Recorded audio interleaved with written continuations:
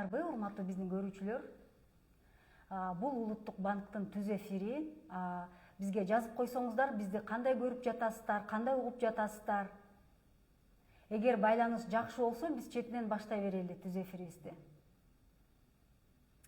Негизи эле банк менен клиенттин ортосунда кандайдыр бир талаш жаралса, кайда кайрылыш керек? Кантип өз укуктарын коргош керек? Так ушул тема туурасында биз сөз кылмакчыбыз. Биздин темабыз финансылык тейлөөдө керектөөчүлөрдүн укугун коргоо деп аталат.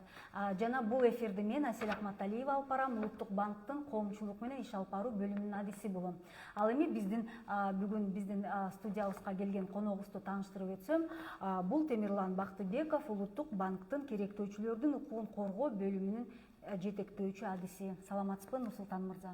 Кечиресиз, Темирлан мырза. Саламатсызбы. Эгер сиздердин сурооңуздар болсо, жөнөтсөңүздөр болот. Биз түз эфирде иштеп жатабыз. Сөзсүз түрдө жооп бергенге аракет кылабыз. Алгач эле ушу биринчи суроодон баштасак, негизи эле финансылык тейлөөдө керектөөчүнүн кандай укуктары бар? Ушу жалпы укуктарына, мисалы банкка келгенде кардар кандай укуктарга ээ? Ошону айтып кетсеңиз жалпыга. Негизинен Улуттук банктын жолжоболоруна көңүл бурсак, керектөөчүлөрдүн көптөгөн укуктары бар да. Тейленип жатканда жана ошол банктык продуктыларын алып жатканда керектөөчүлөр мисалы кредиттик насыя алып аткан кезде ал ошол кредиттик келишимдин шарттары менен таанышканга укугу бар.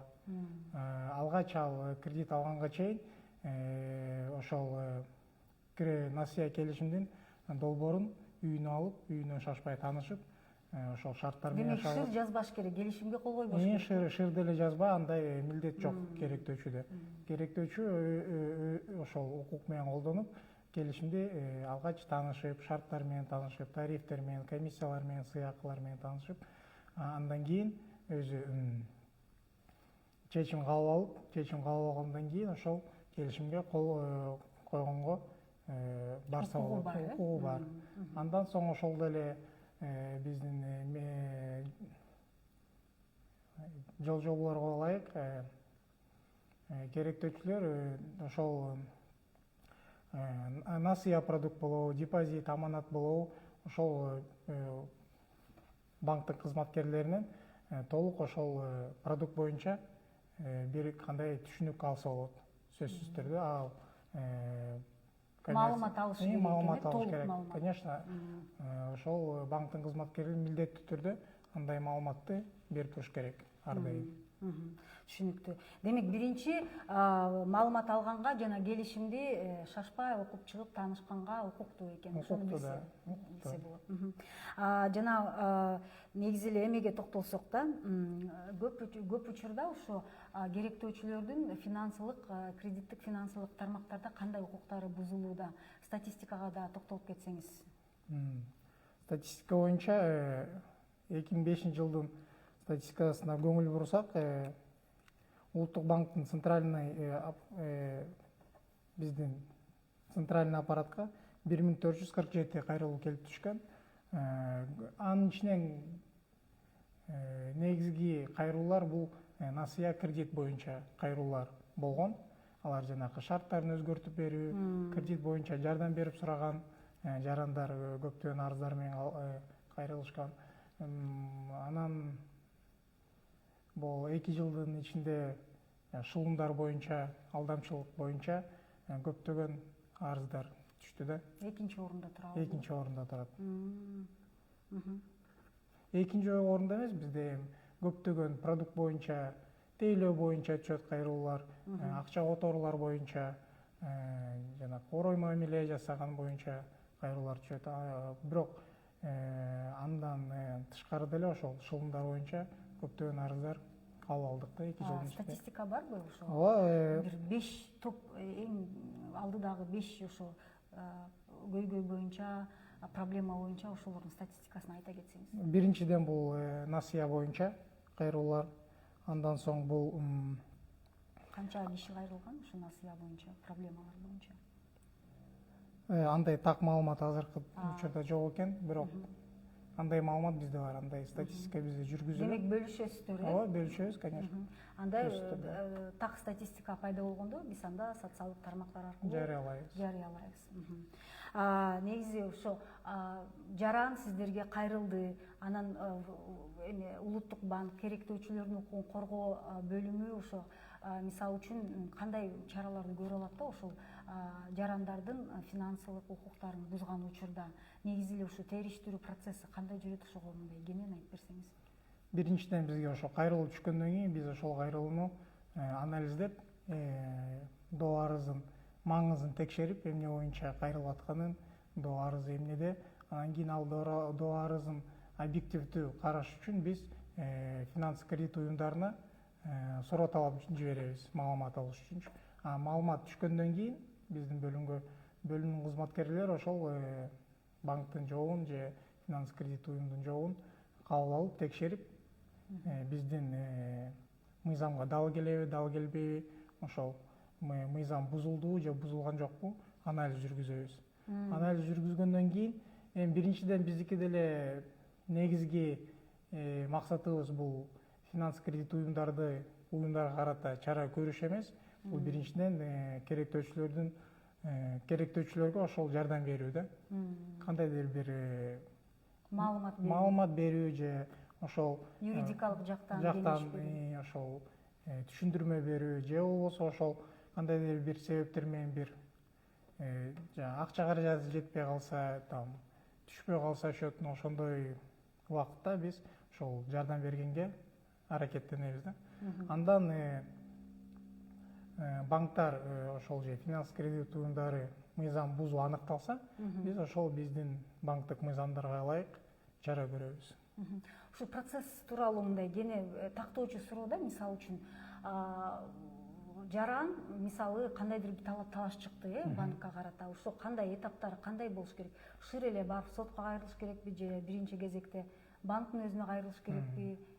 Ошол этаптарын кеңеш берип кетсеңиз да, кандай жүрөт, кандай болуш керек? Эми биринчиден биз жарандарга биринчи кезектен ошол финанс кредит уюмга даттанууну сунуштайбыз да, анткени финанс кредит уюмда ал билиш керек, ошол финанс кредит уюму өз кардары боюнча маалыматты билиш керек да.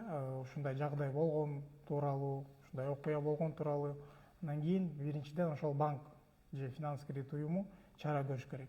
Ошол доо арызын кабыл алып, биринчи кезекте ошол банктын өзүнө кайрылыш керек. Карап чыгып, анан кийин андан кандайдыр бир чыкпаса, майнап чыкпаса, андан керектөөчүлөр бизге, улуттук банкка кайрылса болот да. Бизге кайрылгандан кийин биз жана атап кеткендей эле текшерип, карап чыгып, банк менен иштешебиз. Бизде комментарийлер бар экен.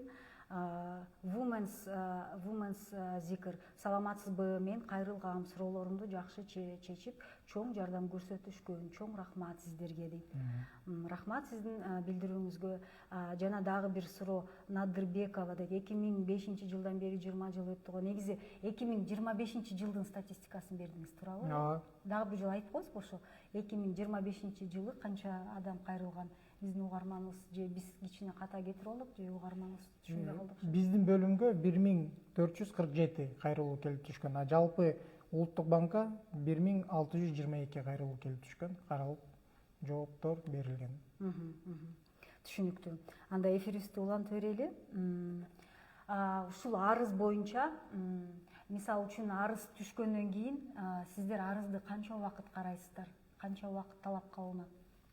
Мыйзам боюнча, мүмкүн эгер оңой болсо же эрте жооп бересиздерби ушул жагында?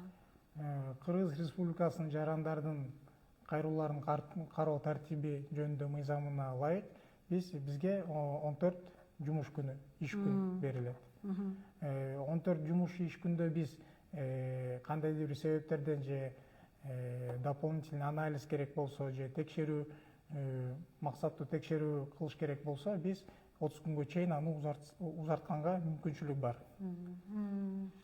Тартиби ошондой. Ар кандай каналдар менен бизге кайрылуу жасаса болот. Ал бул электрондук дареке улуттук банктын же жазуу түрүндө улуттук банкка арызын таштап кетсе болот, же болбосо түндүк аркылуу. Биз бул жакта укук коргоочу керектөөчүлөрдүн укуктары тууралуу дагы сөз кылып жатабыз. Ошондой эле керектөөчүлөрдүн укуктары менен биргеликте алардын милдеттери дагы бар да. Ошо милдеттерине, жоопкерчилигине да токтоло кетсеңиз, эгер ал банкка кайрылгандан кийин кандай ошол жоопкерчиликке ээ болот, кандай милдеттерди аткарыш керек болот? Негизи эле бул жарандык келишим болгондон кийин, негизи эле банктын жана кардардын мамилеси бул жарандык мамиле деп аталат. Анткени ошол эки тарап кредит болобу же депозит болобу же башка продукт боюнча тейленип жаткан банктык карта болобу, сөзсүз түрдө кардарлар, керектөөчүлөр биринчиден ошол келишимдин шарттарын жакшы таанышып, ошол эмнеге укугу бар экен, эмне кандай жоопкерчилик тартат, эгерде кредит боюнча кандайдыр бир кечиктирүүлөр кетирилсе же ар кандай шарттар болот да. Бул шартка жараша ошол келишимдер менен сөзсүз түрдө таанышып чыгыш керек. Ошондой эле публичная оферта, анткени көп керектөөчүлөр, кардарлар ошол кредит алып аткан кезде же аманат депозит салып аткан кезде кредиттик келишимдерди, аманат келишимдерди же башка келишимдерди жакшы алар менен таанышпай, анан кийин жоопкерчилик тартуу кезинде көпчүлүк учурда ошол кардарлар биз билбей калыптырбыз, жакшы окубай калыптырбыз, бизге жакшы түшүндүрбөй калыптыр деп ошентишет. Анан кийин биз айтабыз, ушул тилекке каршы сиздин келишимиңизде ушундай шарттар бар экен, сиз ошол кол коюп аткан кезде ушул келишимдерге макул болгонсуз деп биз андай мамилеге кийлигише албайбыз деп жооп беребиз да, түшүндүрмө беребиз. Мисалы үчүн кээде ошо келишимдерди карасак, мындай тактоочу суроодо абдан майда жазылган да, анан көп ошону дагы банк кызматкери дагы ошонун баарын олуттуу жерлерин түшүндүрүп кетиш керекпи? Албетте, мисалы кредит алып аткан кезде ар бир жаран ошол финанс кредит уюмга кайрылууда бизде эме бар, талап бар. Листок ключевых данных деп коет да. Ошол листок ключевых данныхты кардар менен кошо банктын кызматкерлери кошо толтуруп, анан кийин ошол толтурулган баракчаны колуна бериш керек да. Ал жанакы кредит боюнча негизги шарттар, негизги жанакы проценттер боюнча, пайыздар боюнча кандай төлөмдөр жүргүзүлөт, залог коюлбай, кепилдик берилеби, берилбей, ошол шарттар түшүндүрүлүп бериш керек. Ошол кредит алганга чейин ошол эмеге кардарлар укуктуу ошондой нерсени алган. Айтып кетсеңиз, мисалы үчүн ошол кандайдыр бир ошол дагы бир тактоочу суроо да, ошол эле айтып кетпеңизби, банктар боюнча банк тарабынан алар мындай күнөөлүү деп табылган учурларды карай турган болсок, көбүнчө банк, коммерциялык банктар ушул керектөөчүлөргө карата кандай мыйзам бузууларды көп катталууда да, мындай мыйзам бузуулар эми ар кандай болот, ал ошол конкретно ошол мыйзам бузууга жараша биз чара көрөбүз. Эми түшүндүрбөй коюшу мүмкүнбү, ошо маалыматты көрсөтпөй коюшу мүмкүнбү? Көбүнчө учурда бул жанакы банктар өз мөөнөтүндө жанакы жооп бербей койгон үчүн да биз чара көрөбүз. Кардарлар кайрылат, кат менен, арыз менен кайрылышат банкка. Банк кандайдыр бир себептерден же жөн эле унутуп калганданбы, же шалкылыктанбы кардарга өз убагында бизде мөөнөт коюлган финанс кредит уюмдарына 30 күндүн ичинде жооп бериш керектикте. Ошол шарттарды көбүнчө кезде ошол финанс кредит уюмдары бузушат да. Мөөнөтүндө жооп бербей, убактысында жооп бербей, ошондой учурлар болот көп кезде. Мисалы үчүн ошол банктар менен ортосунда ошол банк чечпей койду, анан биздин угарман же болбосо биздин көрүүчүлөр улуттук банкка кайрылабыз десе, кантип кайрылыш керек? Телефон аркылуу же келсе дагы болобу, кандай консультация көрсөтөсүздөр? Биздин бөлүм керектөөчүлөрдүн коопку бөлүмү жумуш күндөрү ар дайым жумуш күнү башталгандан кийин жумуш күнү бүткөнгө чейин күн сайын кардарларды укуктук консультация беребиз да. Күн сайын келе берсе болот. Демек, сиздерге күн сайын кайрылат, Күн сайын кайрылат, күн сайын чалуулар болот. Биздин телефон номерлерибиз Улуттук банктын официалдуу расмий сайтында жайгашкан. Ошол номерлер менен бизге кайрыла берсе болот. Кээде озайки түрдө кайрылганда, озайки чечилсе, банк менен байланышып, ушул кардарды ушундай бизге кайрылды, ушул кардарды карап койгула, угуп койгула, анан кийин суроосун чечип бергиле деп биз кээ бир кезде ошентип кайрылабыз банктарга элечи, моментально чечиш үчүн суроосунчу, маселесин. Кээ бир убакытта маселеси озайки чечилбегендигине байланыштуу биз ошол жазуу түрүндө бизге арыз менен кайрылыңыз деп биз суранабыз. Анткени банктык купуя деген бар, же кандайдыр бир татаалыраак суроо болуп калса, кредиттик маселе боюнча проценттер туура эмес чегерилген деп арыздар менен кайрылса, же тейлөө убагында орой мамиле жасалды, аны аныкташ үчүн биз ошол банктарга, финанс кредиттик уюмдарына суроо талап жиберип, маалымат алабыз. Түшүнүктүү. Анда сизге акыркы суроо, ушу кардарлар ушундай бир финансылык жактан көйгөйгө туш болбош үчүн ушу бир 3 кеңеш берип кетесизби? 2 же 3 кандай өзүнүн ошо кайсы эрежелерди аткарса мындай талаш тартыш чыкпайт? Эң биринчиде өзүнүн жанакы сиз айтып кеткендей эле өзүнүн финансылык сабаттуулугун жоготулуш керек. Ар дайым ал ошол биздин Улуттук банктын сайтында, Улуттук банктын баракчаларында, Инстаграм баракчаларында ошондой маалымат түшүндүрмөлөр жүргүзүлүп турат ар дайым. Азыр орчундуу маселе ошол жана шугундар, алдамчылар болуп атат. Ошол себептен ошол нерселер менен ошондой нерселерге кабыл алып калбаш үчүн жанакы белгисиз номерлерге, Telegram, WhatsApp аркылуу чалууларга жооп бербей, жанакы азыркы убакытта шилтемелер келет, соц тармак аркылуу ошол шилтемелерге өтпөй, белгисиз шилтемелергечи билбесең то өтпөй эле коюш керек для сохранности. Андан кийин ошол жанакы мен жогоруда айтып кеткендей эле ар бир тейленип жаткан банктан болобу же кандайдыр бир банктык продукту алам деген учурда, кредит болобу, депозит болобу, банктык карта ачылабы, ошол келишим шарттарын, публичная оферта, ошол түзүлүп аткан келишим боюнча онлайн продукт болобу, ошонун баарын тыгыз таанышып, андан кийин ошол чечим кабыл алыш керек да, ушул продукт менен мен колдонсом болобу же болбойбу депчи. Ошол эң негизгиси ошол дейм да. Демек, ар бир финансылык уюмдарга барганда жардар шашпашы керек экен. Шашпай таанышып, шашпай суроолорун берип, эгер бирдекени билбей калса шашылып кол койбостон, ошону баары бир сыйра сураштырып билдириш экен. Билип ошол. Силерге деле чалса болот да, эгер кандайдыр бир суроолор болот. Албетте бизге ошондой. Сиздер юристтер, юридикалык негизинен жардам көрсөтөсүздөр да? Юридикалык деле ошол любой эле суроо менен бизге кайрыла берсе, биз ошол финанс тармагынан, ошол банктык тейлөө жагынан, ошол биздин бөлүм негизи ошол банктык продуктулар боюнча жалпы ошол түшүндүрмөлөрдөн бизден алса болот да. Түшүнүктүү, рахмат.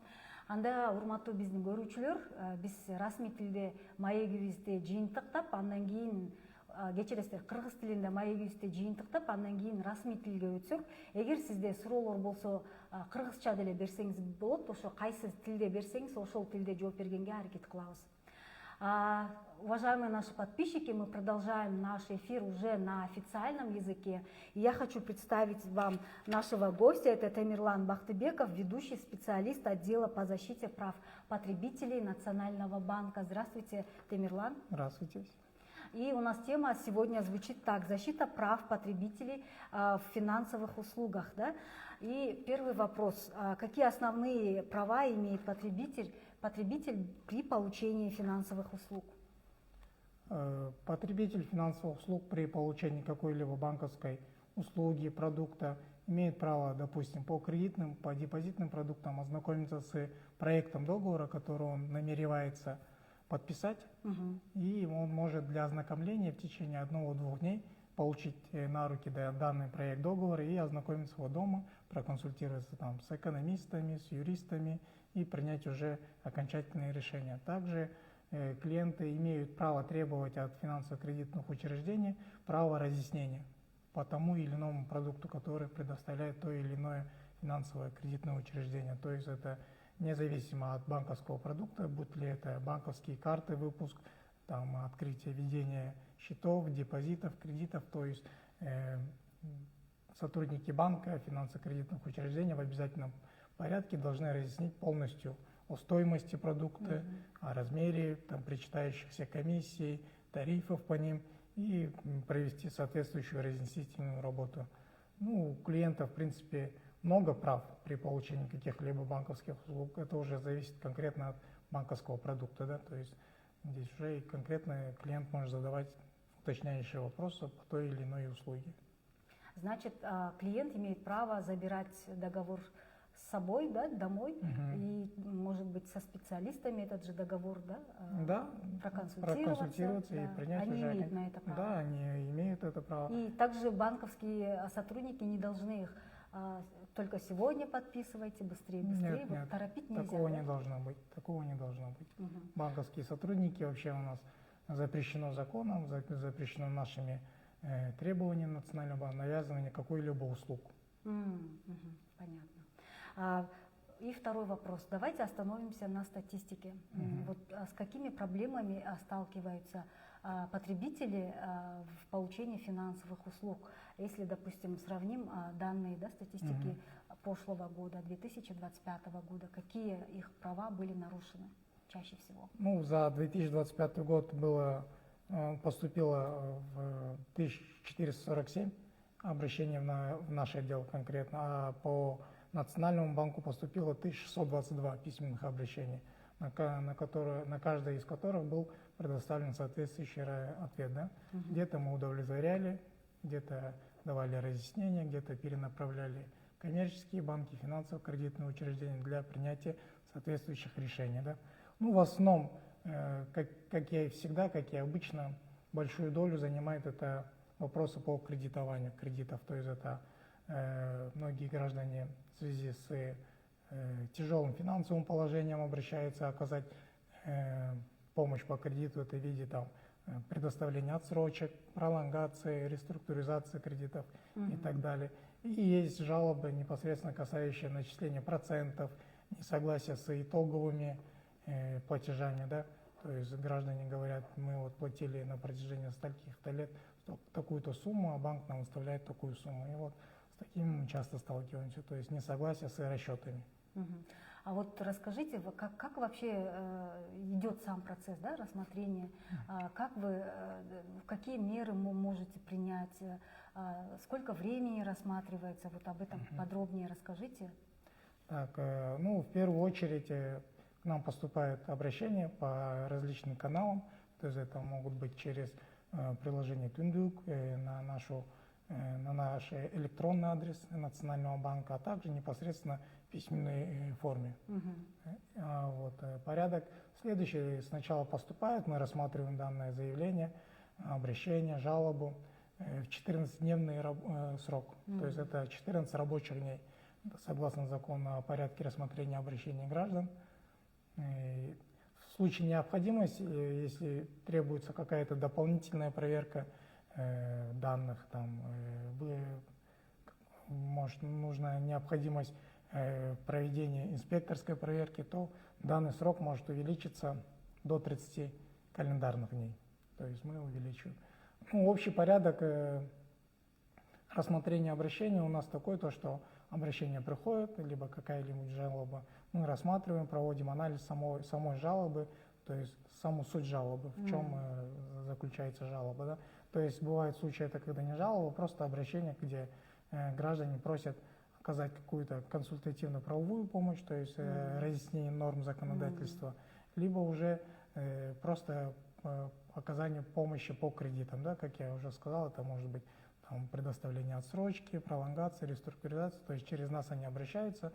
Данное обращение мы перенаправляем в банки, чтобы они оказали соответствующую помощь, так как данное право закреплено за клиентами. В случае, если это жалоба конкретная, да, на там, обслуживание, там, несогласие с позицией банка по тем или иным вопросам, то мы уже здесь проводим проверку в рамках внешнего надзора, то есть запрашиваем у банка соответствующую информацию. По итогам полученного ответа, как мы получаем ответ от банка, мы его анализируем, проводим проверку на соответствие законодательства, проводим анализ действий банка, то есть он согласно требованиям, нормам все исполнил, все сделал ли так.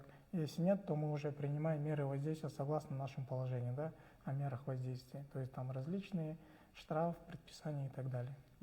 Как мы можем и согласно нашему положению предпринимать меры воздействия, так и мы можем в административном порядке налагать штрафы. Это хорошо.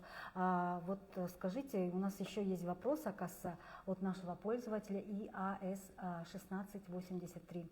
Оказываете ли вы поддержку жертвам мошенничества, именно защиту? Да, конечно, мы стараемся.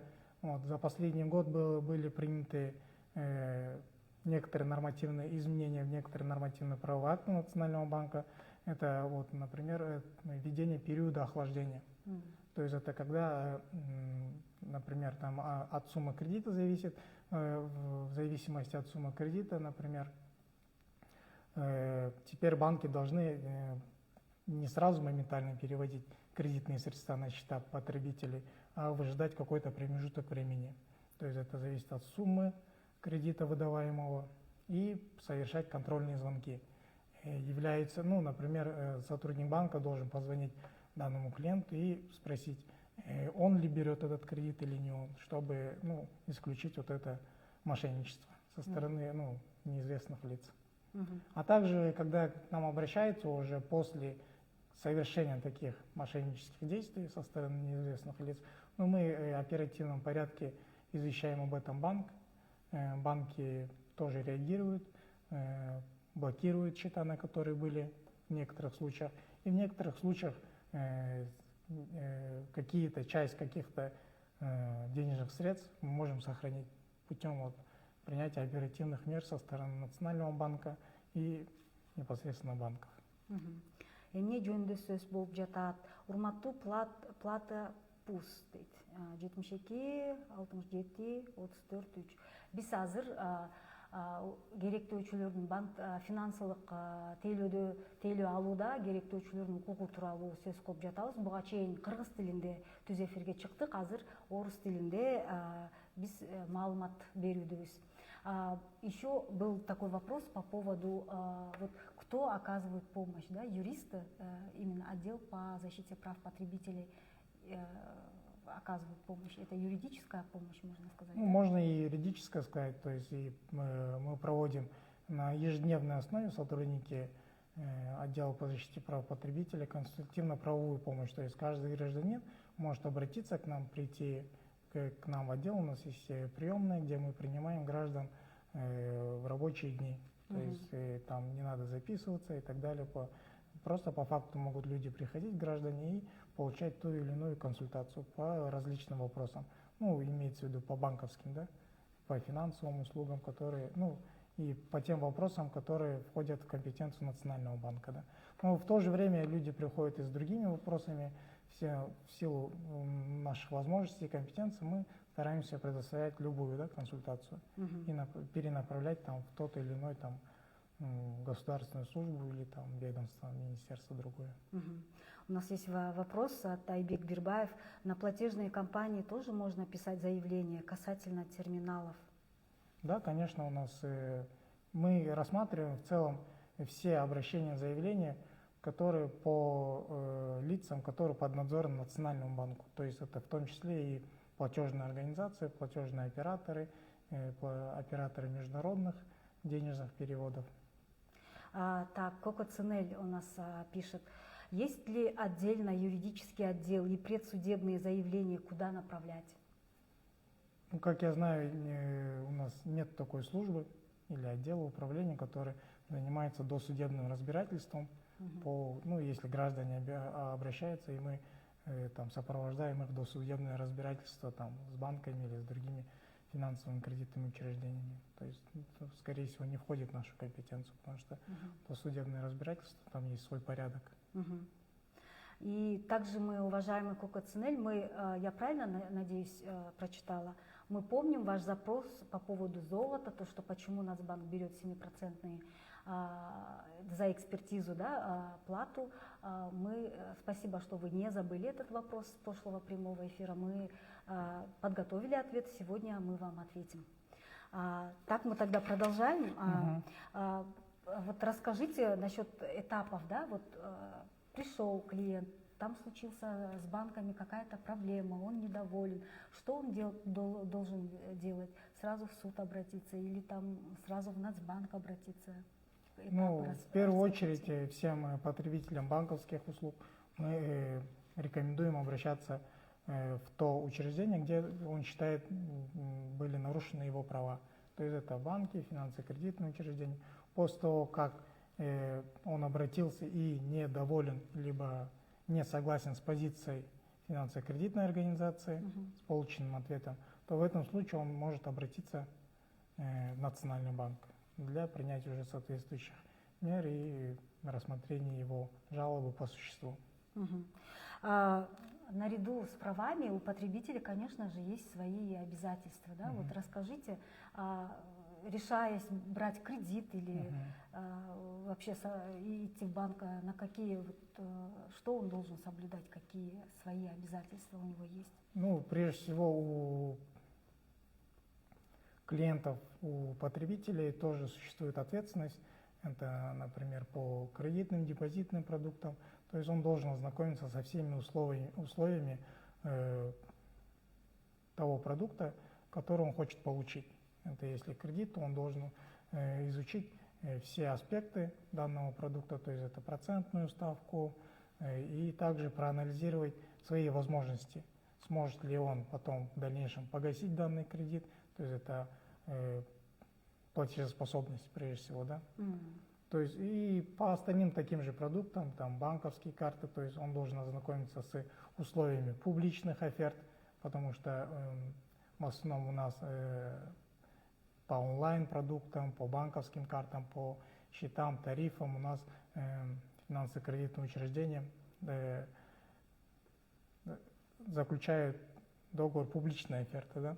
То есть основные аспекты и основные моменты расписаны там. И прежде чем получить какую-либо услугу, он должен ознакомиться со всеми договорами подписываемыми, то есть это и в электронном формате, если это какой-то онлайн-продукт, через мобильное приложение банка и так далее. Да?